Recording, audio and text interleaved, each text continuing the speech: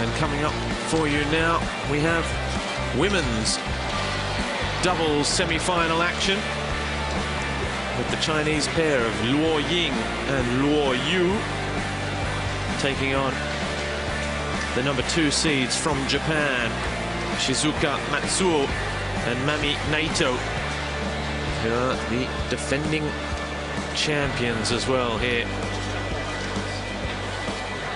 at the Australian Open.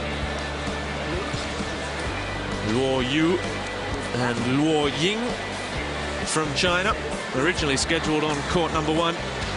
It was the mixed doubles semi-final between the number 5 seeds Shintaro Ikeda and Reiko Shiota of Japan and the number 3 seeds from Malaysia, Peng Sun Chan and Liu Yingguo. But due to injury, unfortunately, there has been a walkover in that mixed doubles semi-final. And so stepping into the breach and moving up from court 2 to court 1.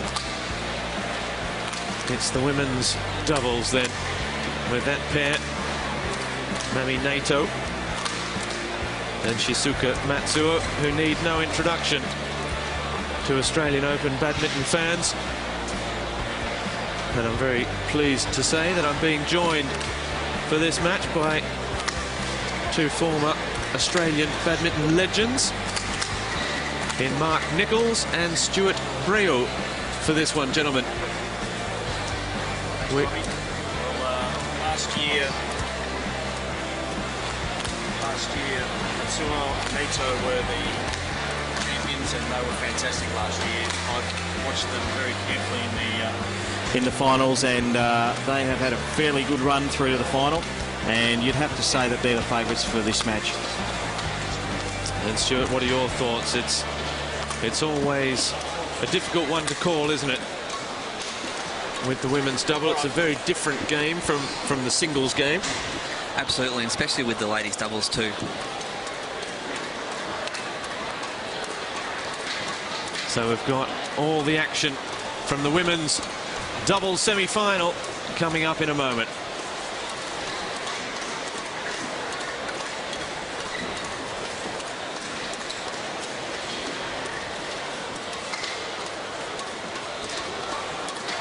So, Stuart, it's going to be probably tough for the Chinese pair, you'd think, against this Japanese duo that know each other's games so well, understand. It's all about teamwork, isn't it? Absolutely, and the 2 Japanese girls have been playing together on the circuit for a long period of time now, and as you said, know each other's game inside out. Against a relatively young Chinese pair, relatively unknown too, I guess, which could play in their favour too. Obviously, the Japanese maybe haven't had as much experience against this Chinese pair as what they maybe have against other top pairs in the world.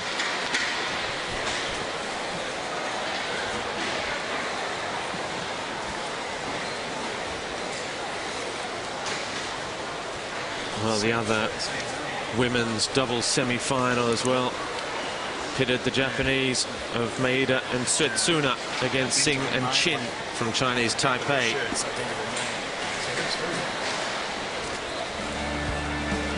Well, Sydney 2000, the Olympic Games, really put Sydney on the sporting map.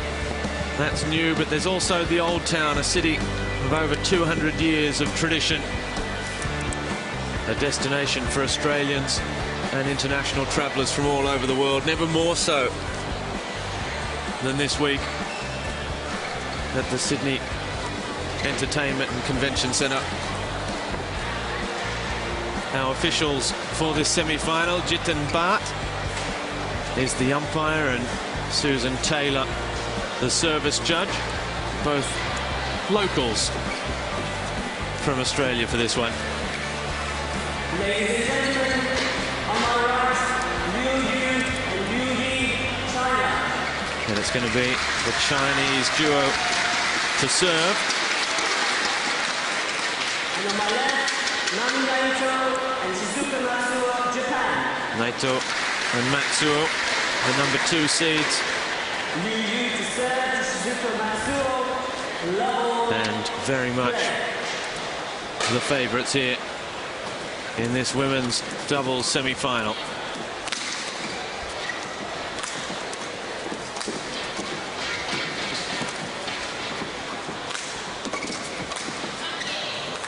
And the first point goes the way of the defending champions. We can certainly expect some really long rallies in this match. Both pairs will be trying hard to take the ascendancy in each rally, but it's very difficult to hit a winner at this level. And we'll see some long rallies.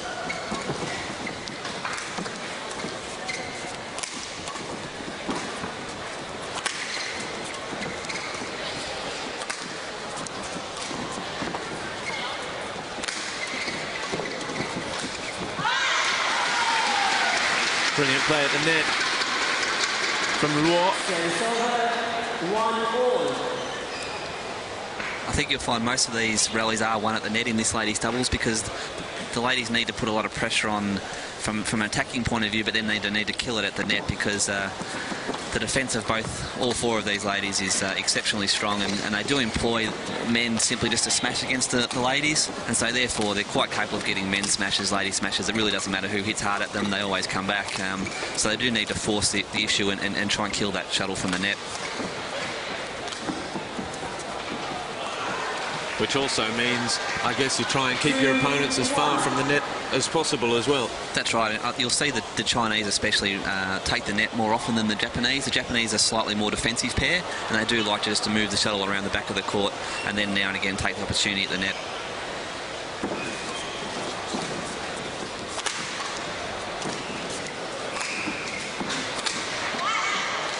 We certainly can't afford any unforced errors like that in this type of ladies doubles. Unforced errors come at a premium, and just give a free point to your opposition.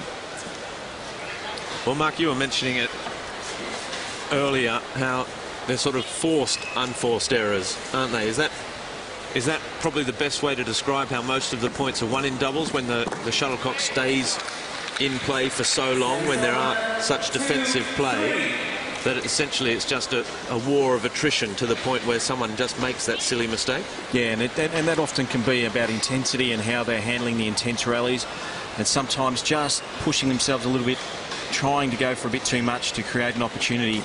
It's a very fine line between an unforced error and or what could be classed as an unforced error and a forced error in doubles.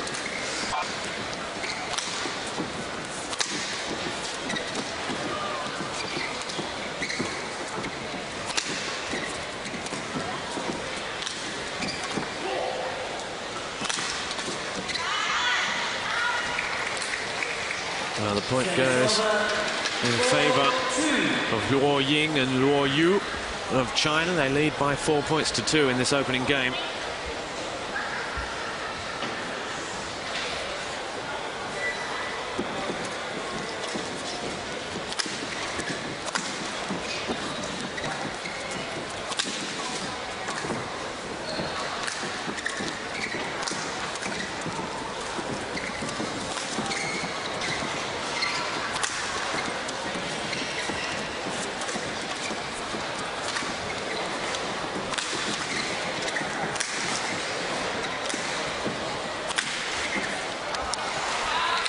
And again, just the pressure tells. And that's probably the main position that they want to maintain, the Japanese pair, with Naito smashing from the back of the court. So the opportunity comes here for her to really drive the shuttle down into an awkward position there for the Chinese Luo. And that's the key position, or the key setup for the Japanese pair. We just saw one of the dangers there as well of having the left and right hand up, both with backhands in centre of court, forehands rather, in centre of court, because they both went for the same shuttle. How important is communication there? We see them moving the whole time, trying to cut off at the net, and always the opposition player at the net looking to get it into the back court as well. Avoid that sentinel at the front.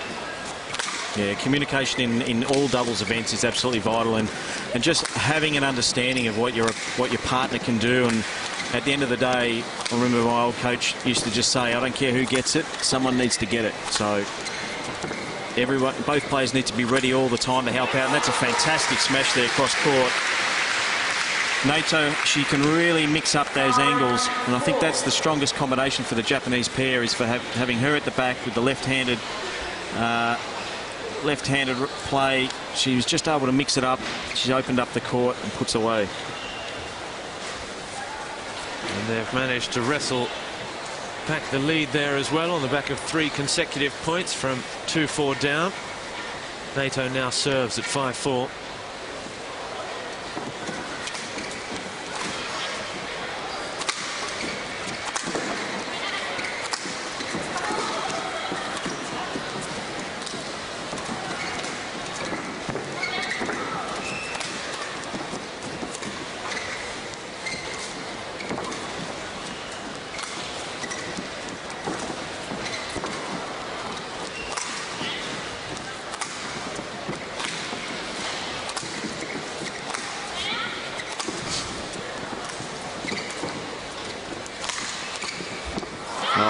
Great shot.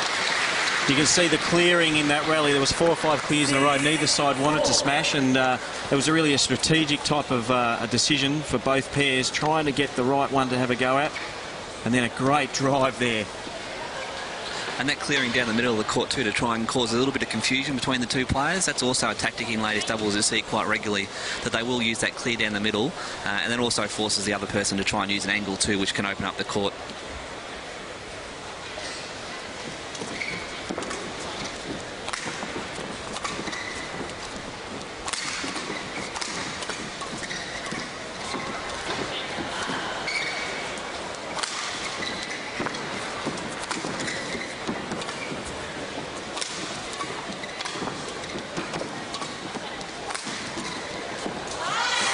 Just misses wide. That's the exact what you're talking about there, creating that angle, creating the 2 Chinese players, leaving that court wide open. Just unlucky. She had the angle.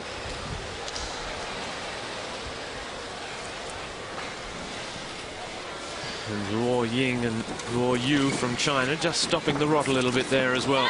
Getting back on the scoreboard, not for long. Matsuo is so quick at the net. I remember last year in the final of the ladies doubles, she was dominating from the front court. And that, as I said before, is the perfect setup, is for her to come forward and really dominate there in front of that service line. She's very quick, has really great racket skills. Optimum position for the Japanese pair. Well, they are the number 2 seeds in the women's competition. Funnily enough, they're behind their compatriots Miyuki Maeda and Satoko Suetsuna, the number 1 seeds.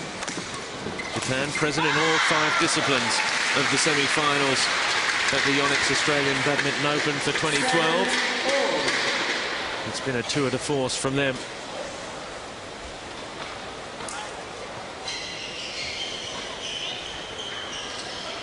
Just pegged back here, though, now by the Chinese pair at 7-7.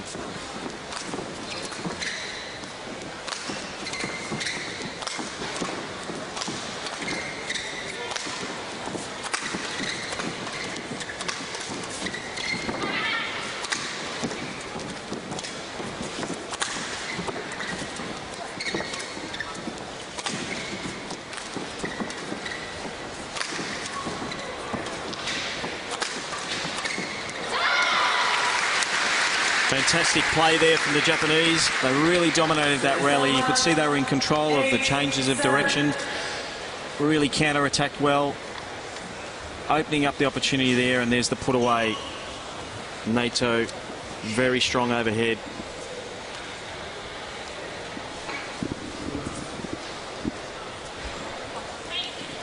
Well, they lead by a point. 8-7. In this opening game.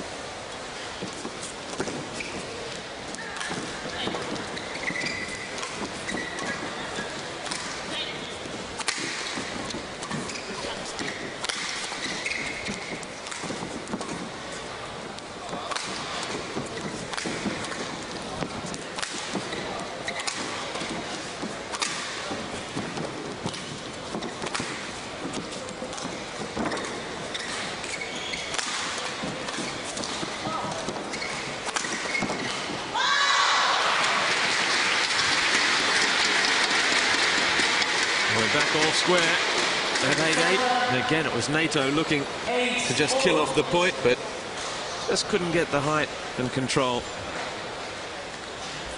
The Chinese ladies are doing a heap of work at the back of the court, actually, smashing a lot and moving quite fast. So they're working very hard for their 8 points, whereas the Japanese seem to be just been in a little bit more control, but it's 8-all, so it's still very close.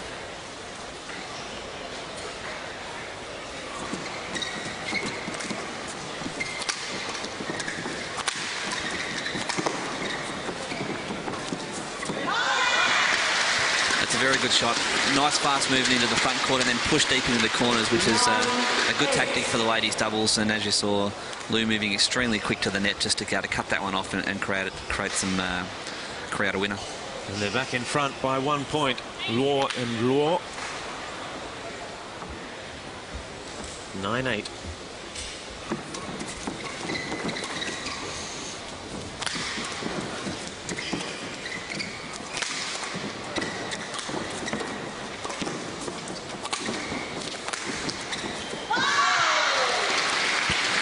Good control again.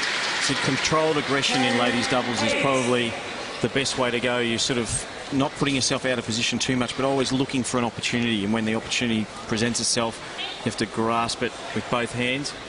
The Chinese pair doing it better on that occasion. 11-8. There was looking to grasp the opportunity. It's the Chinese pair leading 11-8.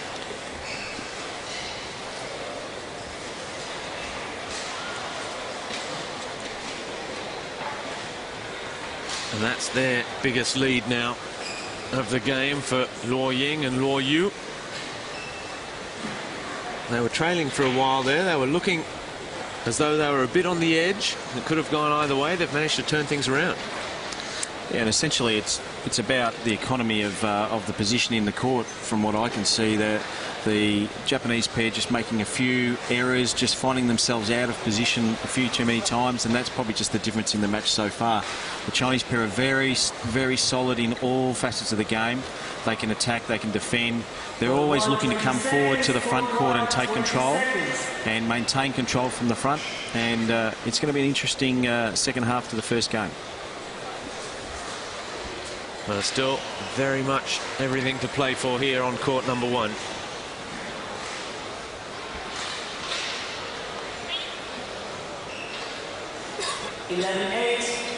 Chinese pair, Luo Yu and Luo Ying, to serve, leading 11-8.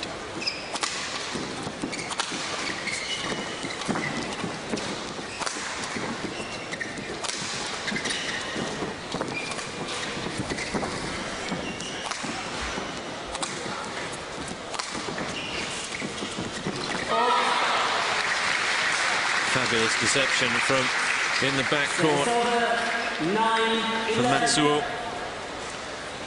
That's also a critical component to ladies doubles, is being able to change the pace. You cannot play single pace, just hitting to the same spots all the time. You've got to mix it up, and you see there created a bit of confusion, and it was quite a bit of deception in that shot, which is what led to the easy winner.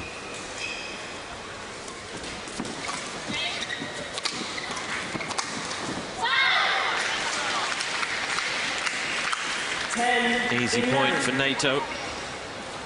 He didn't need a second invitation. They've closed it back up from a 3-point game to 1. Now serving to tie things up.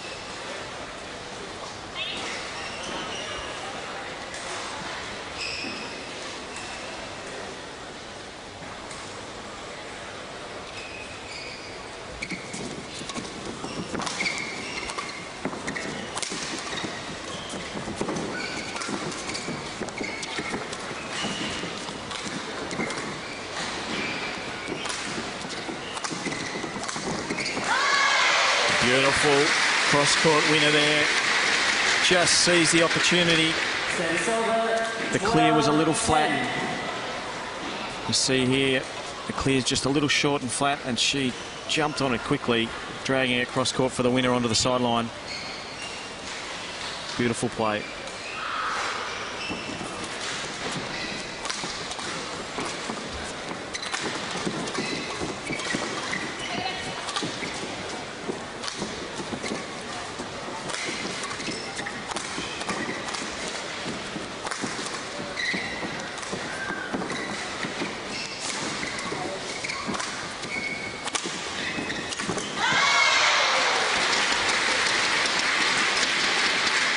constructed the point the way they wanted to. It was there for the kill, but they don't add the finishing touch.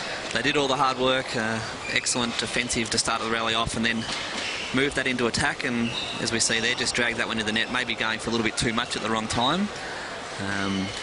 But it was a well-constructed point. It's going back to that point of controlling your aggression, isn't it? Not letting yourself go, not going for the point just to try and prove a point, if you like, but just get it in there, win the point. It's still only worth 1 point. It's not worth 2 just because you hit it twice as hard. Exactly right. And we see a 4-point break now with the Chinese ladies just being able to be a little bit more consistent and not too many unforced errors, and that's really been the catalyst for this 4-point break.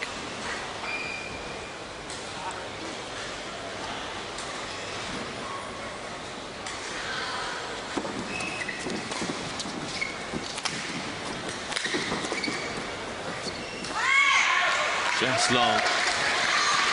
Not too much in it. 4 becomes 5. The Chinese pair leading 15-10 now. Just starting to sense that the Chinese pair are just moving a little bit quicker. They're almost half a yard faster with their racket skills as well.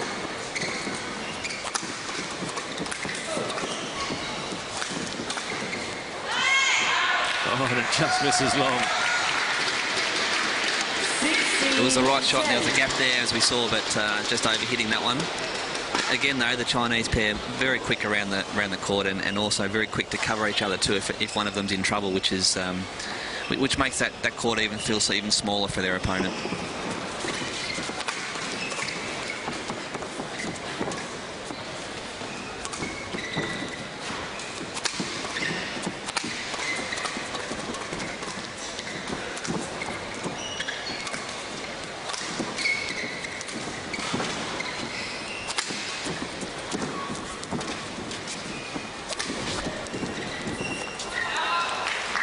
Got that point again, just drifting out. 11-16 now. Matsuo and Naito trail by 5 points still. I was just going to say at the end of that last point, when your opponents are working that hard, covering the space so well, when you do have that opening and you miss it, it's all the more frustrating, isn't it? You get down on yourself. The chances, they're not necessarily coming your way.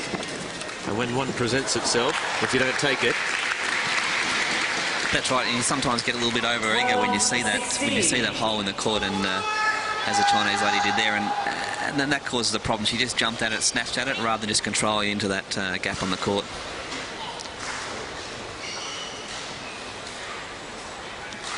It's back to a 4-point game.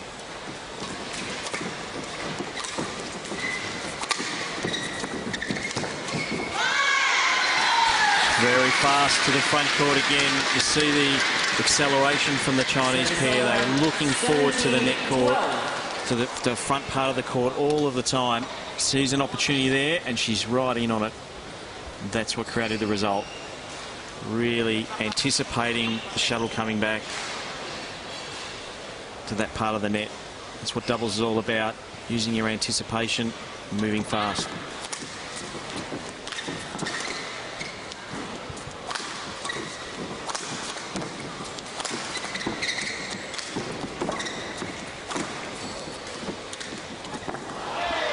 How frustrating is it when you're a doubles partner or otherwise? And perhaps this is all part of the understanding and the communication as well, but do you get frustrated with your doubles partner sometimes? Like if they miss an easy shot, or is that all just you have to accept that it's all part and parcel, or if it keeps on happening, you're having an off day? Look, it comes and goes. It comes and goes in any match, and everyone will have purple patches from different times, and so you've got to take the good with the bad, and you really are one entity out there, win or lose. So you stick together, back each other up, tell each other not to worry about it, and get on with the next one, because you really can't affect the outcome of the next point. It's all about, well, not what happened before, but what's going to happen next. So I guess that's the same in any sport, is putting the bad things behind you and taking the next point as it comes, playing every point on its merits. You also see a lot with this level of badminton too. There's always a pseudo captain on court too, so they're the ones that are in charge of, making sure the partnership's working in unison. And if something's going wrong, then it's up to them to sort of have a chat and make sure they sort it out pretty quickly, because you don't want to lose 4 or 5 points in a row. Well, that's 2 points in favour of the defending Australian Open champions. Shizuka Matsuo and Matsuo Naito, who have just been doing it tough a little bit. They started brightly. They looked in control. They were able to dictate points to the Chinese pair, but just the sheer graft of the two Luos got them back into the game and even opened up what has been as much as 6 points to their advantage in this opening game.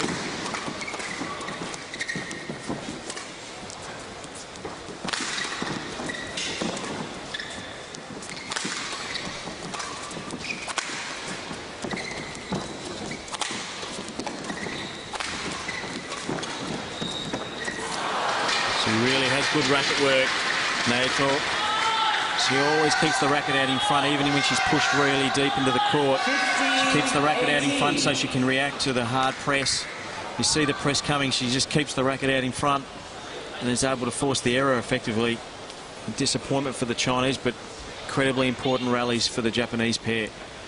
You can't afford to let your opponents get to 19. Critical point in the match. Well, they still have 3 to win back then. And they've handed that one straight back after all that hard work. It's back out to a 4-point game. And the Chinese pair now 2 points from the opening game.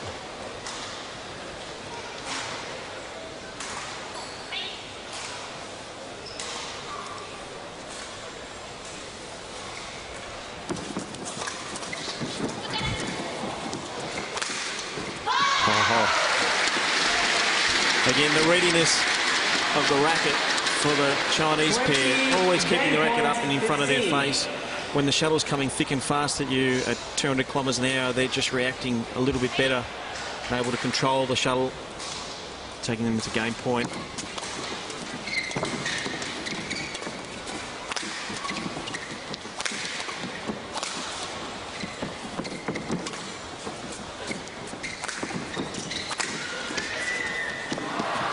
To wait at least another point.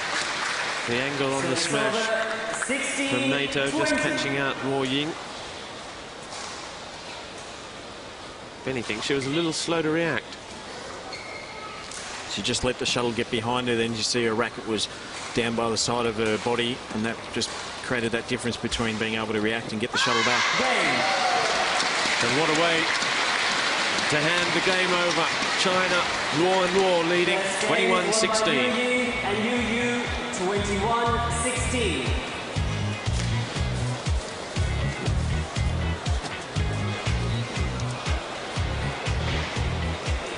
Just over 20 minutes for that first game. And in the end, after a fairly topsy-turvy affair, it's the Chinese pair that get it by 5. 21-16.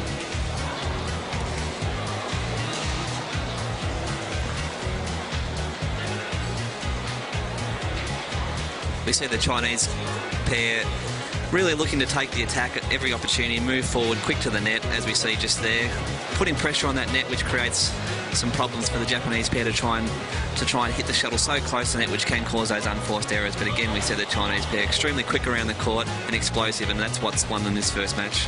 And as you said before earlier, Stuart, that really no single pair tends to win many ladies doubles points by hitting big shots. It's always a bit of a grind and a bit of a setup for your partner at the net, a pressing sort of forced error that tends to happen. So, you know, it's long rallies, and it's who can maintain the intensity that makes all the difference. Well, the number 2 seeds, Matsuo and Naito, have it all to do if they're to turn this one around now.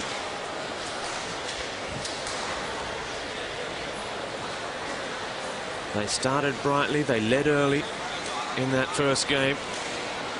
Then they just seemed to get caught in a bit of a rut, and the Chinese pair really took advantage of that. They took their chances when they were there. And they won some important points as well. Importantly, they won them consistently. They managed to make that break and then maintain it all the way to the end.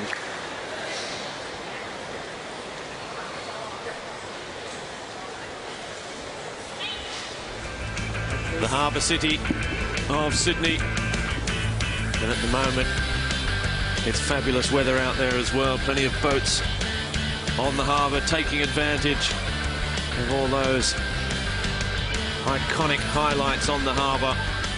What a place to put Australia's biggest city. Second game, level play. So it's Luo Luo to serve at the start of this second game.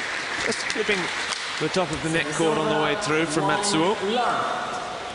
The first point goes to Japanese pair's way. I think we'll see a lot from the Japanese now, really trying to push forward and take that net away from the Chinese girls and trying to get them on the defensive.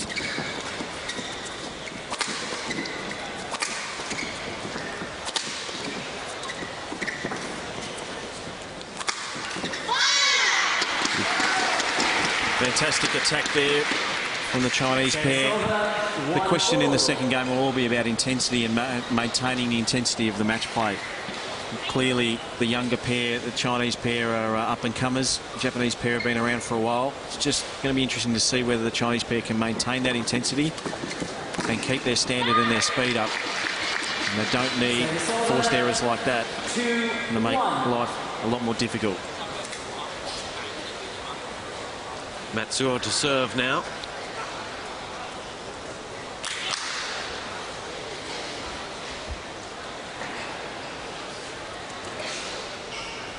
They lead 2-1.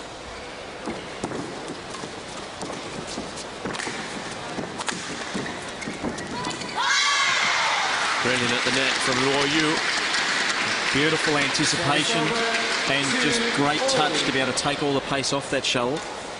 You'll see it right here. She just takes the pace off and leaves it back into the middle of the court. Really shot, beautiful control.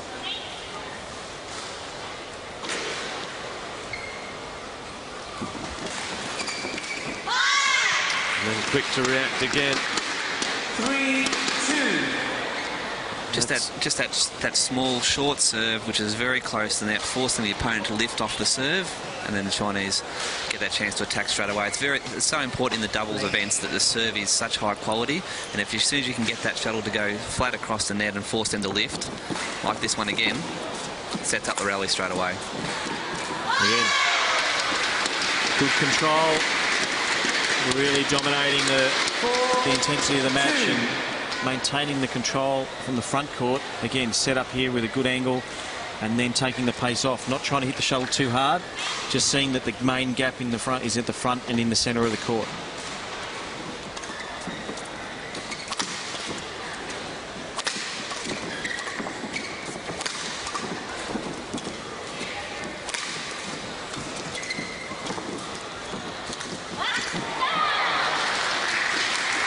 Well, they needed that, the Japanese pair. They needed to get back on an even keel. They've done that with that point. And you see Matsuo, she just sensed that it was a drop shot coming. She backed herself and backed her decision and moved forward quickly for the easy put away.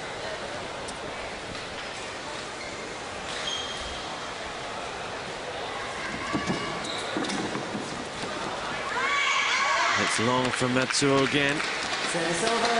He's made a few unforced errors at the start of this second game now. The smaller of the Japanese pair.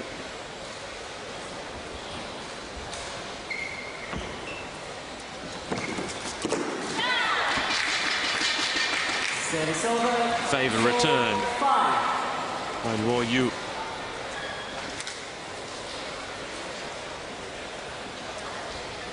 The Chinese pair still lead 5-4 after taking out the first game, 21-16.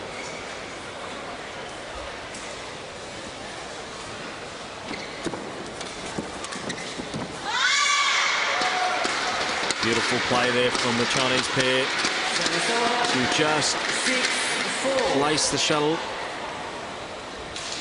No backup from Naito on that occasion. She wasn't covering her partner for the down the line shot. Matsuo was looking for her though, wasn't she? Thinking she was going to be there.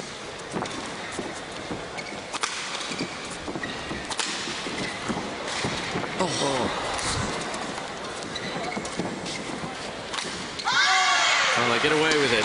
She didn't need to keep that in play, I don't think. Very lucky with that one, but I guess they won the point once, so they won it again, but still only 1 point on the scoreboard. And again, it's Matsuo who finds the net, and all of a sudden, that tooth and nail fight for this foothold in game 2 has blown out to 3 points. So it's over 5-7.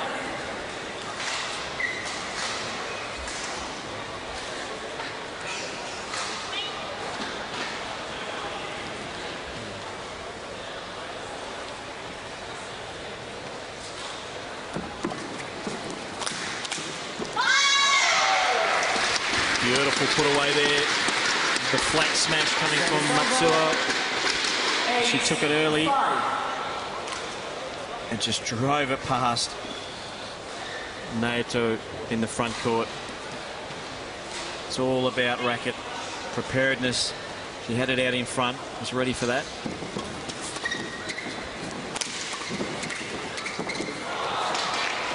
It's not a good feeling, Mark, when you smash one as hard as you can. It comes back just that little bit quicker straight past you. That's always a bit disappointing, but Japanese girls have managed to win this next point straight back. It's always bad being the front court player, seeing that whiz past your ears as well. Well, what was her option there? Could she have tried to attack it, tried to cut off the angle? And then she has to anticipate which way it's going, I guess, and that's where your anticipation becomes such a factor. Yeah, and I think that the smasher, the person smashing, needs to get the angle right. It needs to come back down and across the body or down towards the middle of the court to give the front player an opportunity. Smashing flat straight down the line just opens up all sorts of angles for the opposition if they're good enough, and that was a good example of that.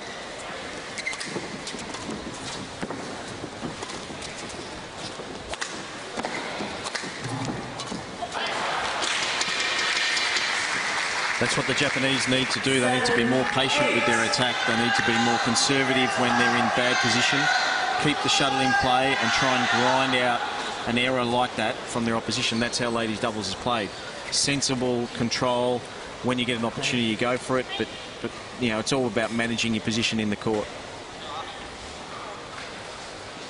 Well, they've managed to just go back to basics a little bit to close to within 1 point.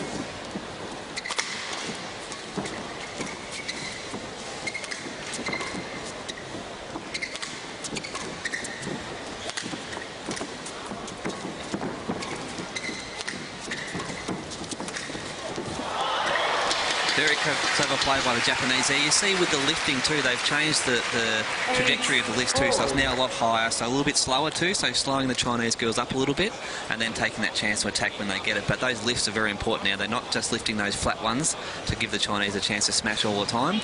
Those high lifts, and with a bit of air conditioning too, the shuttle does wobble a little bit in the air, so it's not a bad tactic to use.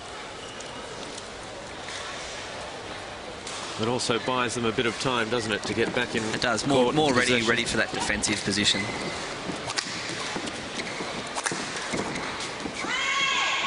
Just driving it long. That's a good point in relation to just the subtle change in the way the Japanese are approaching those last couple of points. You know, trying not to get into those flat, fast rallies, because clearly the Chinese pair seem to have faster racket skills. So it's better that they slow things down, take the pace off. Add speed, reduce speed, keep the variation happening.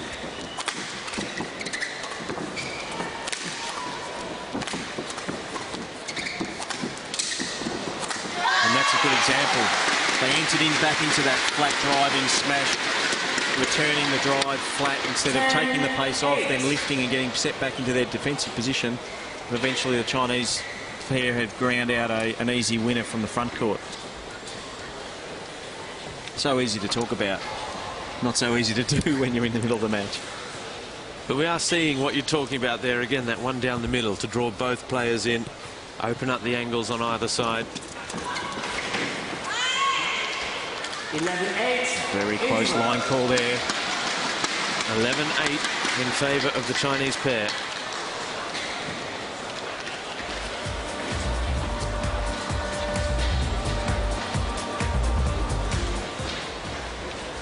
Not for the first time, Stuart, we've seen there that line call the look up the line, the wait to see. The chair umpire is an overrule an unusual occurrence? It's not overly common. It's supposed to be there for the umpire to use when it's a clear wrong decision. If it's very close, most of the time the umpire would give the benefit of the doubt to the line judge, and they would go with that call. But for clear mistakes, or when the lines judge is unsighted, the umpire can overrule. They can overrule at any time, but you'll find that normally they'll only do it when it's a very clear basic error.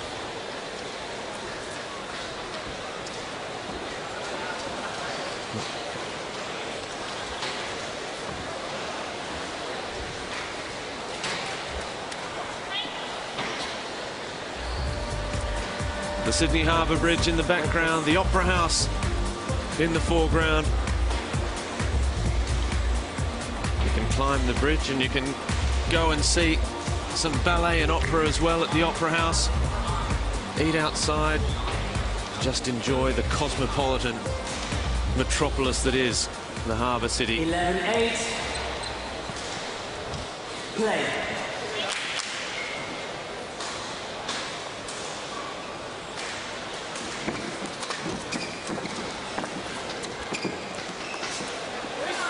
It's dropped in. Service over. Oh, Ying not happy with that call, but perhaps that just returns the favour for Naito at the other end.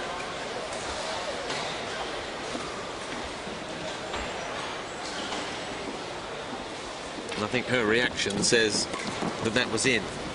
She's not happy with herself.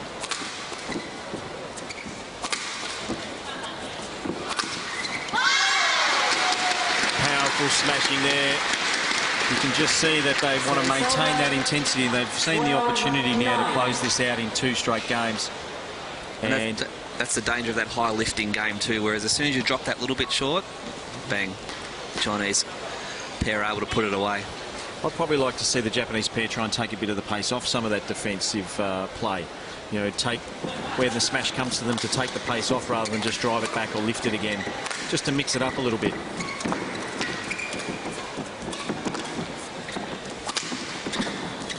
A bit more like that, just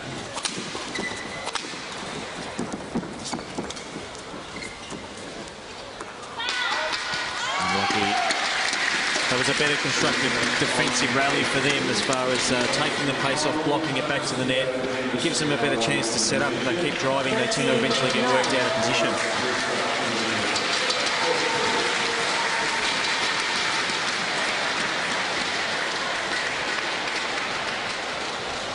You can just see there with the players leaving those long ones and seeing the angles at which they drop, just how it can change, just a matter of millimeters, how often as well. I mean, it's not just one line call that's not going to change it. Time and time again, these high defensive shuttles to the backcourt, always landing on or just near the line.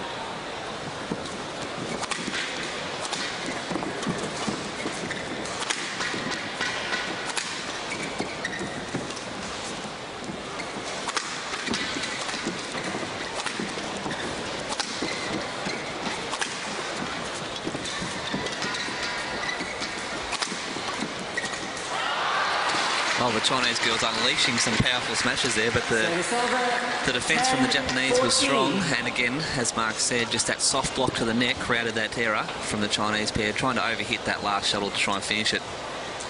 And it's a critical time in the rally, in the situation in the game, and the opportunity to go to 15-9 and to just get a little bit too much adrenaline and just go for everything instead of maintaining. The reason why you got there was because you had a lot of variation. You mixed things up a lot. You didn't allow your opponents to get set, and they need to avoid falling into that trap.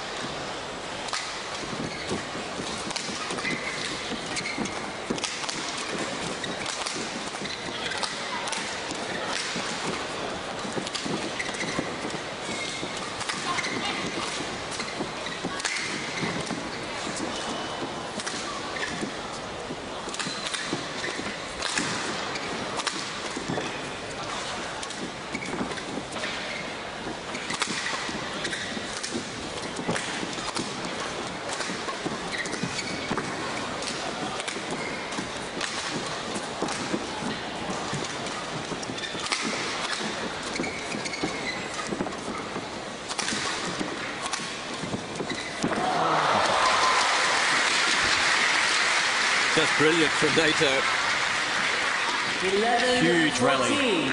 14. 45 shot rally. And just beautiful direction. That's what I'm talking about, being able to change the direction, take the pace off. It really does break the whole game open.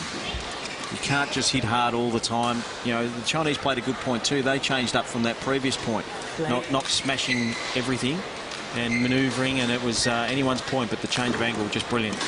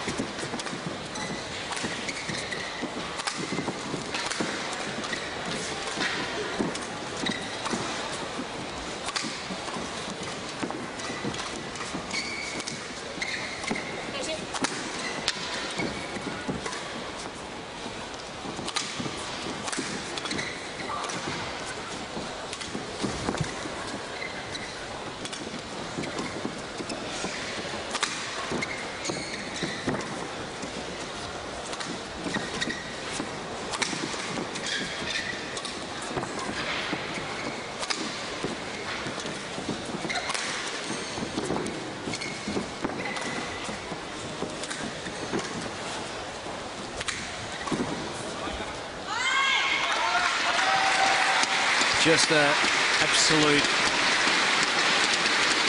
unbelievable rally. Like, they just played and played and played and played, and you just didn't know who was going to take control.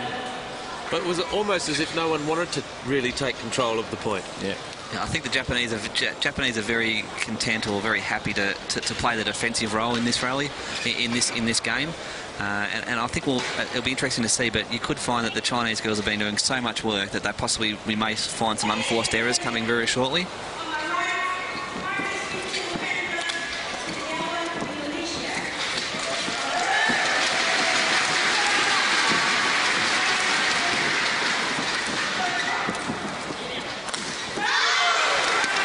Big point. 16-11 now in favour of the Chinese pair. 16-11. And you can just see how important that every long rally is to winning that point, and then following up with some good play in the next rally to maintain the confidence. Now, the Japanese would have been pretty happy with the way they played the previous point. Then just to make that error, it's starting to slip away from them now. Well, that's 2 big points as well, isn't it, where they've lost both of them. With a couple of little mistakes.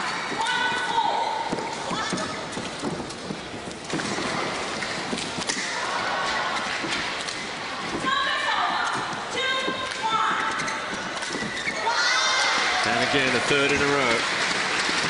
It's a real momentum killer, isn't it? Once you've worked that hard for the last 3 or 4 points and really had opportunities to win each point, and you walk away with none, and a 17-11 deficit, it's not easy to come back from here.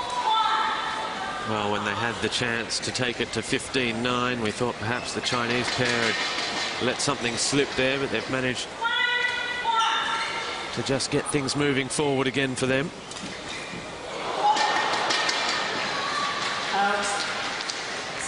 Just when you don't want a service error, gifting a point to your opponent, leading 17-11, really put the pressure on.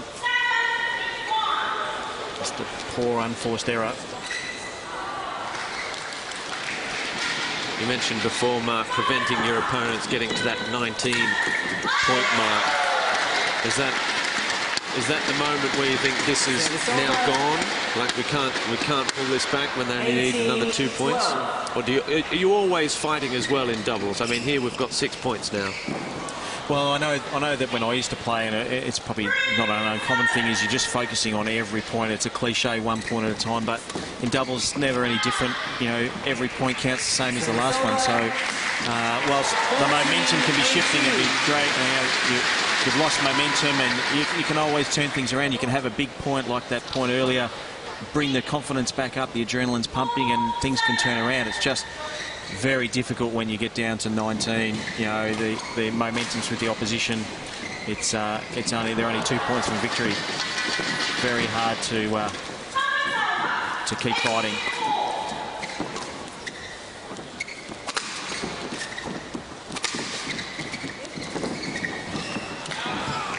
That's missed wide. They're not at 19 yet. And it's back from 6 to a 4-point game. The defending Australian Open women's doubles champions Matsuo and Naito trailing by a game at 14-18.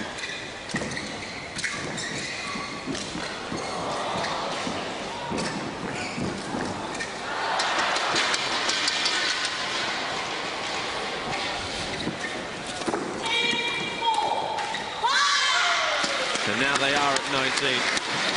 2 points from a place in the final, 2 points from knocking out the defending champions. You can see the Chinese pair just forcing their way forward, forcing the error. They're going to be going for everything in the next 2 points to finish this game off.